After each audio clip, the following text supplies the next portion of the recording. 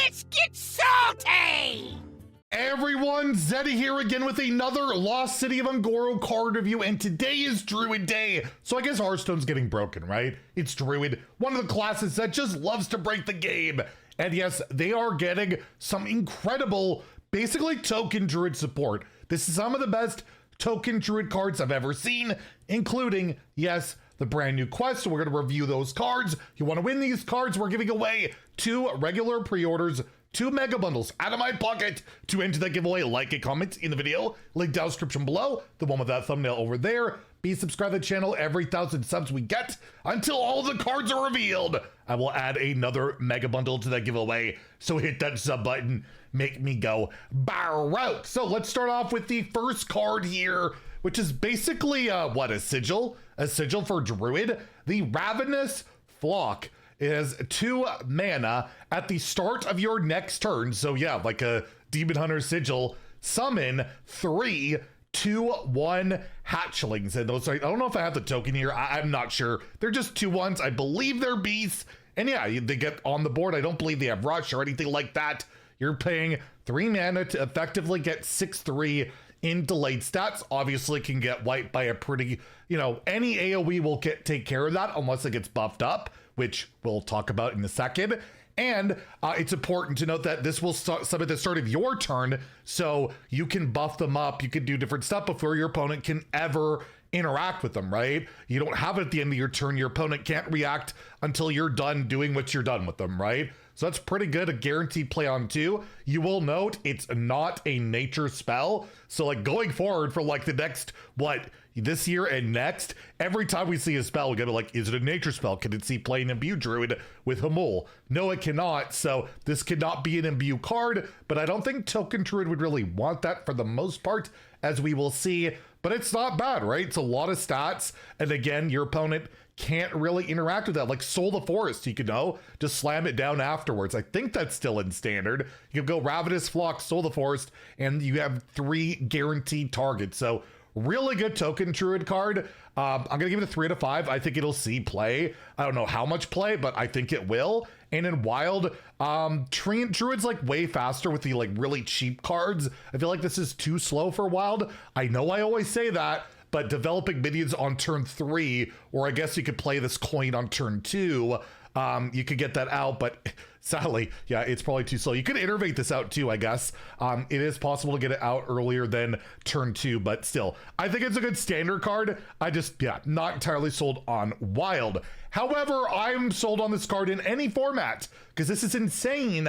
It is the Hatchery Helper, a 3 mana 2/3 minion with Battle Cry. Give your other minions with 2 or less attack, so that card we saw earlier, +1, +2, and why not have Taunt? Why not, right? So turn 2, I play those 3 2/1s. Turn 3, I play Hatchery Helper. They're all 3/3s with Taunt at bare minimum, right? That's really good. The I guess the anti-synergy with this card is once things are buffed, you can't really buff them again with this card. It's 2 or less attack, so it's restricted that way. But I take you back to that 3 mana card that if you played a nature spell, you gave all your other minions +1, +2, right? It didn't have to have 2 or less attack, but that card got nerfed to be +1, +1, right? This card seems this absolutely nutty in any token Druid deck. The only downside again is that, it can't kind of double buff, but that first buff can just be outright game winning as you're swarming the board, getting things buffed, and the taunts, they can't even go face, they have to go through whatever else is on the board. Obviously this card by itself is terrible, you need other minions, but with like just treants or saplings, whatever is out there, this is such a good token Druid card that it's getting another 5 from me. I'm giving a 5. I think this is one of the best token Druid cards ever. Like, maybe I'm wrong. Maybe that condition will hurt it, that, you really want to keep buffing things up. But I don't know. That initial buff seems incredibly strong. And in Wild, I'll give it a 4. Like the Treant Druids, the token Druids. I guess it wouldn't really go to Spell Druid so much, but absolutely could see play in aggressive strategies there. And this could bring back, like, you don't see a lot of that in Wild. You could see that come back with this because it's just another early aggressive buff. And again, in Wild, that's not too slow because turn 1 and 2, I develop some little minions. Boom, I play Hatchery Helper to like arbor up. That's great, right? So yeah, I'm giving this a 4 in Wild, a 5 in Standard. An incredibly strong card, at least in my opinion. Maybe I'm overrating it. You never know. I've been known to do that. Grunty. But hey, I do think it is really darn solid. And well, speaking of solid cards, we have hybridization, a 5 mana nature spell. So you can play this in Imbued Druid, and honestly, I think you probably will, because it draws a 1, a 2, a 3, and a 4 cost minion. It's the reverse juicy Psych Melon, right? It's the reverse of it. I guess you don't get a 0 drop, I suppose. Kindred, so you played a nature spell the prior turn, which again, Imbued Druid, you're probably doing that. They cost 1 less. So your 1 drop is 0, your 2 drop is 1, your 3 is 2, your 4 is 3. So you get -4 mana on that 5 mana draw 4 effectively. That is really good. And like Charred Chameleon, right? You get that for 0 mana with your hero power. Pretty solid. The 2 could be another imbue. 3 could be like the petal card. 4 is like, you know, what Flutterwing. Like, you have minions you want to hit in that deck. So that's just really good fuel for a nature druid deck. It's also helping you imbue. It's a spell. And also it doesn't have to be just an Imbued Druid card. This could be just a refuel on your token Druid deck, right? Why not? It's 5 mana, draw 4 specific cards, but yeah, you need to be running a 1, 2, 3, and 4 to make it feel worth. I don't think this breaks Wild like Juicy Psych Melon did. There's not really a tutor for a combo with this type of minions. It's more just vomit the board. But again, seems really good to me. Ton of card draw, a mana cheat, nature spell tag on top of it. In Standard, it's getting a 4 out of 5 for me. It's just, yeah, good. Tutor card draw, mana cheat, all the good stuff. In Wild, I'm probably not going to give it a 3. It's probably a 2. I feel like it's too slow and build aroundy in that format. You want to be killing by that turn, right? Turn 5, you want to be killing. And I don't see a combo really getting in there. You're playing Arbor up instead, okay? So I'll give it a 2 there, but you never know. You just never know with a card like this, the way it can just manipulate the game, that maybe it finds wild play. But I'll give it a 2, not a 1. But yeah, probably not a wild card.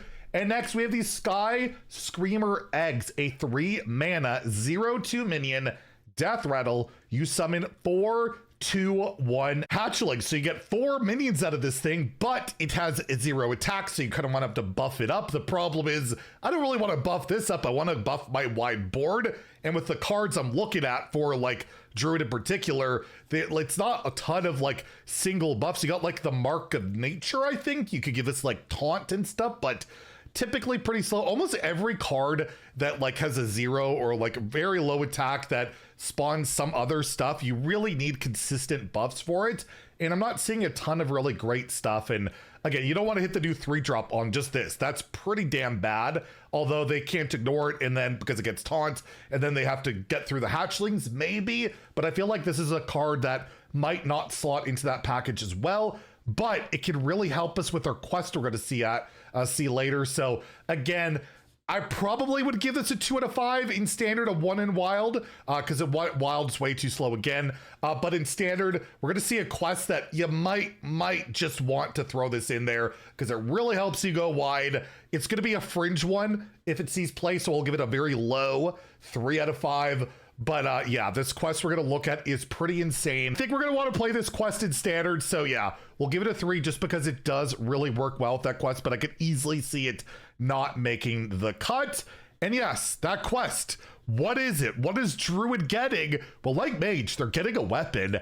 And well, to get that weapon, we have to play Restore the Wild. The quest requires you to fill your board on 3 of your turns. The reward is the Ever Bloom. So it's your turn. So if your opponent spawns the board full for you or whatever with death rattles, that wouldn't necessarily count.